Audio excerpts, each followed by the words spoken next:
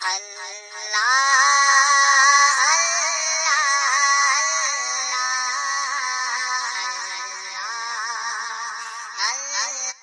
वालेकुम दोस्तों, उम्मीद है आप लोग खुश होंगे। Welcome back to technical Aamir Ali channel.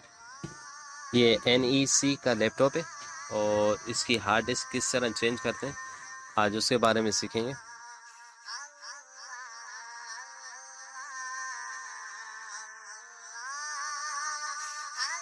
यहाँ पर देख सकते हैं ज़ाहरी तौर पे कोई भी हार्ड डिस्क का कवर वगैरह नहीं आ रहा और न साइड पर नज़र आ रही है।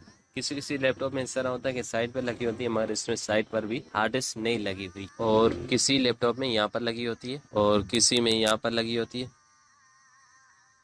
तो सबसे पहले इसकी बैटरी रिमूव करेंगे। बैटरी के लिए ये लॉक है, इसको इस तरफ दबाएंगे।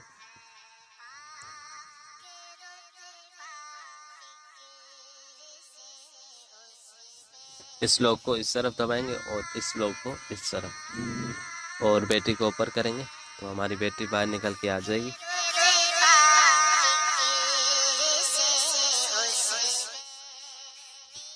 ये देख सकते हैं यहाँ पर ये हार्ड डिस्क लगी हुई है और यहाँ पर ये हार्ड डिस्क के नट लगे हुए हैं। इन नट को खोलेंगे, यहाँ से हार्ड डिस्क को खींचेंगे बाहर की तरफ और उसके बाद आराम से बाहर निकालेंगे।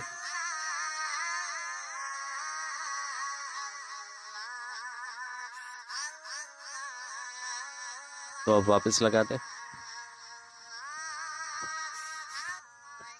इस तरह आप आराम से NEC के लैपटॉप की हार्ड डिस्क चेंज कर सकते हैं। अगर ज़ाहरी तौर पे आपको नज़र ना आए तो बैटरी के पास भी हार्ड डिस्क लगी होती है, वहाँ पर भी आप चेक कर सकते हैं।